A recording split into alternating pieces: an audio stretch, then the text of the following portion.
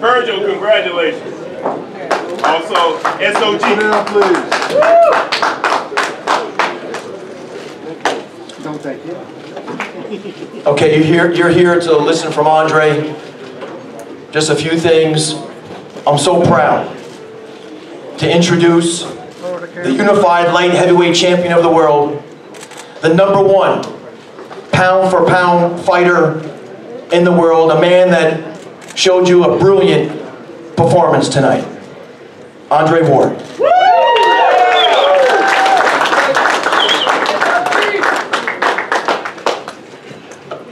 Still see some sad faces out there.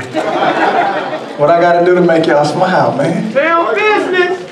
Hey, listen, I had I think it was a great fight as long as it lasted. You know, I told everybody, I didn't predict a knockout. You know, that's dangerous to do, and that's not, you know, my game or how I approach fights. But I said, don't be surprised. And I said, there's a lot of ways you can get a guy out of there. You can clip him, you can knock him out. You know, his corner can throw in the white flag. He can quit. Referee can stop it. You know, I know what I possess. You know, and I've been fortunate to show a high level of skill against the best in the world, and I'm thankful and I'm blessed. And I told you guys that at the last press conference, man. I'm thankful to be over a decade in doing what I'm doing. And, you know, I just give God glory for this victory, not because I won, but just the process. That's what makes me, is the process. This is just the end result, what you guys see tonight. But just the process to get to this point over, you know, everything that I've been through, good, bad, indifferent, we've persevered. And that's what's important. So if you guys want to ask some questions, I'm definitely open to answer. Champ, you got him hurt, I believe, on the round before, but you stopped. It seems like you paused, like you didn't want to finish him. What happened there? No, I was confused because, I mean, Tony Weeks did a great job tonight, but he was very quick in the clinches. And, you know, when I hit him with the body shot, he tried to act like it was a low blow, and I think it was borderline. And I'm looking at Weeks like, can I go? Can I not go? Because I didn't want to, you know, I didn't want to get a point taken. I didn't want something crazy to happen. So I'm looking at Weeks, and you know, I think Weeks was kind of indecisive in the moment, and he kind of motioned to go, so I went, and then he jumped in, so I was confused, you know. And I know Verge got on me too about that in the locker room, but I didn't want to get a foul or a point taken. No, you've been around for a long time, so you experienced fighter. Do you regret that? Do you regret that you didn't finish him? I did finish him. Whoa, at that point you stopped. Guys, we're not gonna nitpick tonight, man. We're not gonna do that tonight. We're not, you know. And I'm gonna be honest with you guys. I really don't have a lot to say about whatever they said. I don't even know what they said. Whatever the excuses were this time, I just don't have the energy. I just want to talk about the fight itself and what happened inside the ring. Right here. Andre, talk about your mobility, much better in this fight. Yes. Verge told me you had some issues going on with the knee. I thought the mobility was much better in this fight. And also talk about the implementation of the left hook in this fight and what it did damage. I just try to do, you know, like we had a great camp. I had a good camp last time, but we had some hiccups. But, you know, we try not to talk about that stuff. You know, that fight, honestly, the first fight probably almost got postponed maybe 2 times. Because, you know, issues with my body and the knee flaring up and stuff like that. You know, I was in tears 2 different times throughout camp, not knowing if that fight was gonna get canceled or not. And I'm telling my team, like, man, I can't pull out of this fight. You know, and I'm thankful for Verge and just my team, you know, just Verge being smart and not pushing me harder but letting me rest and then just getting through it. So, you know, I felt like that had a lot to do with the mobility. When I watched the film the first time, I'm like, man, you know, you were too stationary, and he's too good of a boxer to be stationary against. In this fight, even before I started camp, when I was sparring, like the movement, the angles were just different.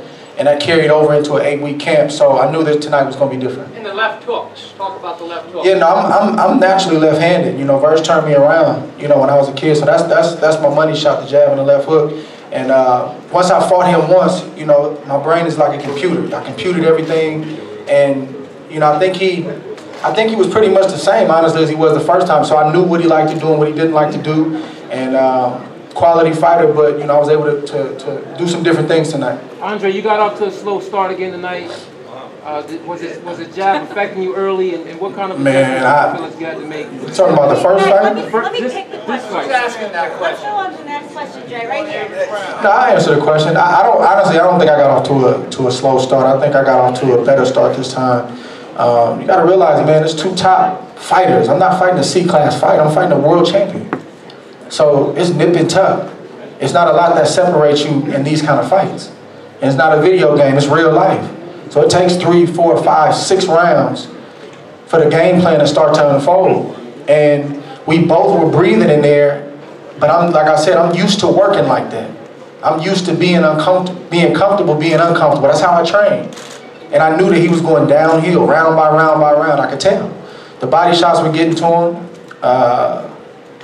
You know, he's grunting inside. Just a lot of different things that were happening that you guys aren't privy to. And I told you guys the first time, I said he's not being honest with you when he's telling you I can't punch. And I'm a seasoned veteran. Like, you can't pay attention to that stuff. I know what happened in the first fight. Close fight, but I know I was doing damage, and I knew this fight would be better, and that's what it was. Right here, Jay.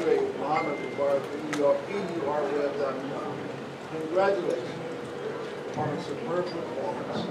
Tell us how important was your timing in this particular fight than it was the last time you fought. Can you tell us what went into your mind when you went right hand at the 8th round? The timing was just a result of just me being active over the last year and a half. You know, being inconsistent in the ring, even though you're in the gym, is not the same. So I think the last fight, that last year, was really good for me to get all 3 of those fights. I mean, I was in training camp probably 6 months out the year, last year. And to finish it off with the Kovalev fight, took some time off, and I came back to camp really, really sharp. So I just knew, like, camp went really, really good this time. And I just knew things were going to be different, and it translated into the fight. I just wanted to say that your composure seems to be second to none. It seems to be something that really you use to your advantage. How do you muster up that composure in adverse situations? Man, I've been under pressure my whole life. You know, I had my first child when I was 17 years old. My father died. You know, he raised me as a single parent when I was 18 years old. You know, all of those trials and tribulations brought me into a personal relationship with Christ. And that enables me to stand in the midst of the flames and the fire and the giants and the naysayers and the critics and all this stuff and maintain my integrity. And that translates into the ring. You know, I've been fighting big guys. I've been fighting strong guys. I've been fighting bullies. I've been fighting the whole gamut since I've been 9 years old. I came up in the era where he didn't protect me. He would look out for me, but he gonna put me in there with that national champion as a young kid. I just had to earn my way, and we did it the right way. So that's why I don't get caught up in all the hoopla about how mean and menacing a guy is. You a man like I'm a man. And I fought you before. And I know what you got. And I know that if I come better, it's going to be a problem. And that's what it was tonight. So, and again, taking nothing from him, man, he's a really, really good fighter. I'm thankful and blessed to be able to come out on top. Thanks for the